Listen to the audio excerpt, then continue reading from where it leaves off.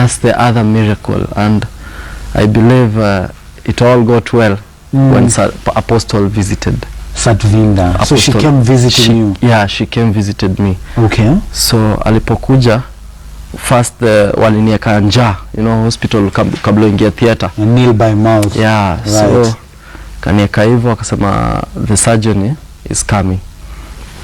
So tukamgoja for 4 hours.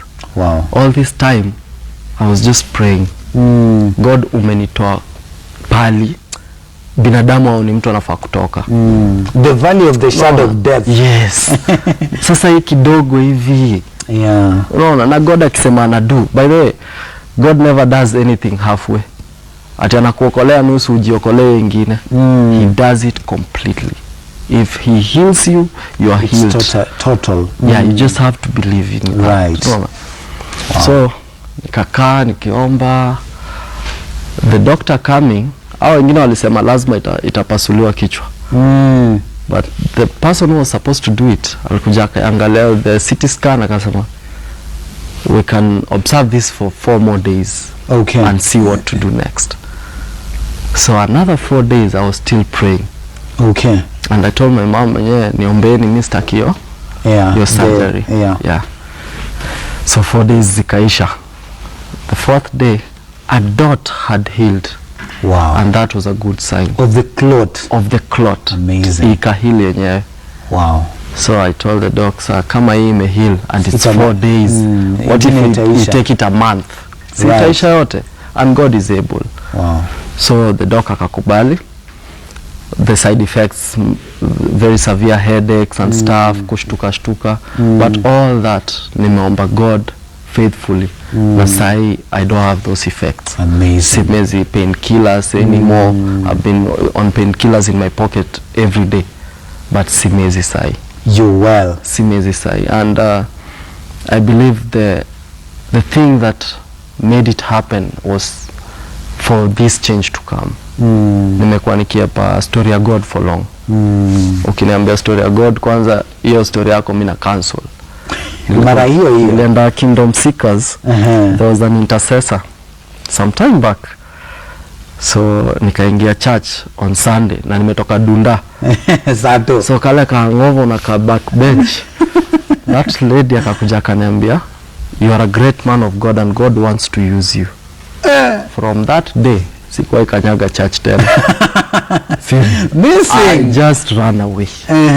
Same to the church nimereiziwa KG Naivasha. Kamere hapo.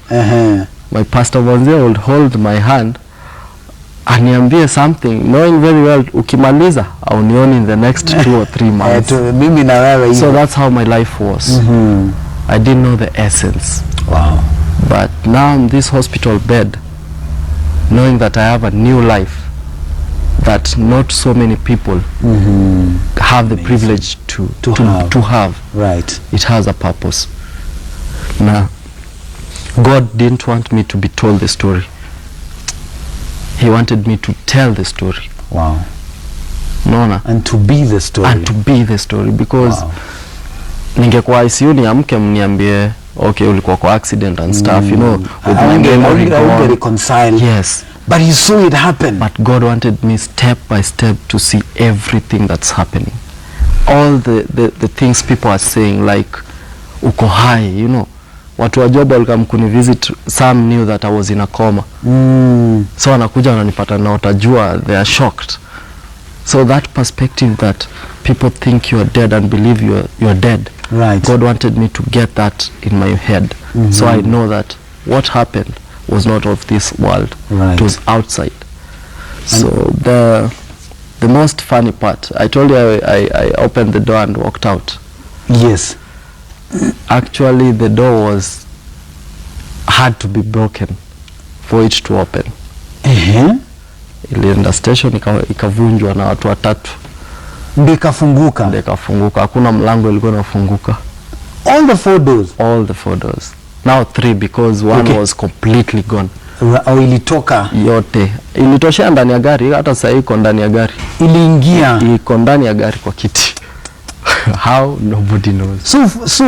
So what you're saying, Ken, is even you coming out of that car was miraculous. Yes. That's what there's I'm no saying. other way you can. There's no other way. If those anything doors were can broken explain later, Yeah, that was miraculous. nothing else can explain that. It's just the work of God. Amen. We need to finish. So today you're a changed man. Well, that's the wonderful part. And I'm telling you, viewers, if there's something wonderful in life, is sleeping or waking up, knowing deep down yourself that I am praying sincerely and I trust in God sincerely, with no bargains and stuff. Not when you want a job, not when you want anything from God. Right. Every minute you're in the realm of God. See, like the way the eagle does. I was reading an article and it really inspired me. For an eagle to kill a snake, it has to take it up in the sky. True. And then let it fall. I was reading it yesterday. Interesting. So like, for you to fight the devil, we have to change from his comfort zone and go to a different fighting zone. Wow. And you can only do that in prayers and reading the word of God. That's the only way you can defeat the devil. So I thank God for Satvinta Apostle. I thank God for my mom. They have been praying for our family. Wow. And I thank God that one more prayer warrior has been born in that family. And I pray that this testimony also shows those who have already given up with their lives. They have been sick for so long, they think now this is It's the end. over. You know, if God did it for me, how about you? You're not in an accident, you just seated somewhere. Just because you have been looking for a job for like 2 years or 3, you're giving up. At least you're looking for a job and you're alive. Right, right. You know, you're alive. You have have the an chance to be opportunity. alive. Right. Think of somebody who is in the ICU. They don't have that opportunity to say, God, I want to come back to you. God has given you that opportunity. And each time I pray that people may take it, because it might never come back.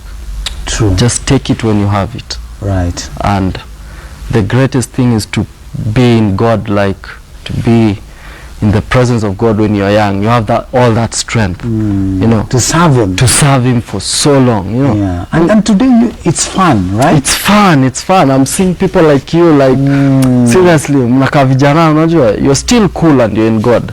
Right. It doesn't have to be like ukiwa born again unaboeka, unajua. No, it's fun. It's I fun. agree. And I thank God also for you, for being an inspiration to many, Thank you. including me.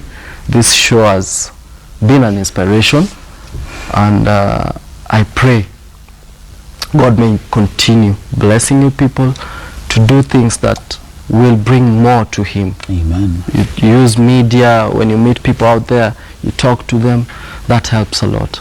Amen. So I'm happy to say I'm a born-again Christian, Right. and I will stay that way until, For the rest of your life. yes. Your wife knew you then differently. Today she knows you differently.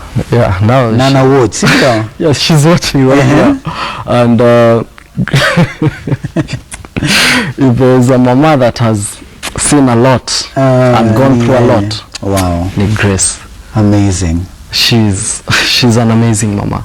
She has persevered. I've taken her through a lot, but she still pray for me. Today she's a happy woman, I'm sure. She's a happy God woman. has answered her prayers. Yule chali alikuwa anakuja huku ajielewi. Bas, vile unalala kwa carpet tu pale, usingizi umeshika. Sasa sasa ni wewe unamprayia. Yeah, I wake up in the morning, ambia baby amka, we read the word of God, and we pray. And there's peace in the home. Peace. The kids are actually, I'm even seeing the kids clearly now. Wow. I have time for them, you know. Yeah. I didn't used to have that. I'm having that. My brother, Thanks thank you. so much. Your story is so inspirational. Thank you for allowing to share that story, and for allowing God, even through that, to accept him as Lord. You know, you could have decided as well, it was just one of those incidences in life, true. but you saw the need It's in true. that. And I think let's pray for you. Acha tukuombele. Lord, we thank you for our brother Ken. We thank you for giving him another opportunity and a second chance, and for allowing him to see this life. And we thank you that today he has peace together with his family, and that he is a testimony that, Father, even those who are going through so much and trouble and just not understanding what is happening in their situations, that through this story they will be inspired to know that you're Lord and that you can change anything. And even today, despite everything, despite the false prophets, that you are still a miracle worker, that you still perform miracles even in this day. And as they look forward to receiving from you, that, Father, you will perform a miracle in their lives the same way you performed a miracle in Ken's life. In Jesus' name, amen. Amen. Thank you very much. Thank you very much. Regards to family, Yes, wife, church. Na inspire my boys, maze. God amekupea opportunity. Go ahead and inspire them. I would like them to read John 3:3. Right. That has been a message that has really meant a lot. If you read it and understand it, then you'll know what it means. So John 3:3, that's my favorite verse. Right. Yes. So God bless you. We will be coming later on with Gifted. We have Sam, who's already here. We will be learning about dance and ministry and getting to know what God is doing also in that line. Otherwise, bless you. Back to DJ Sadiq.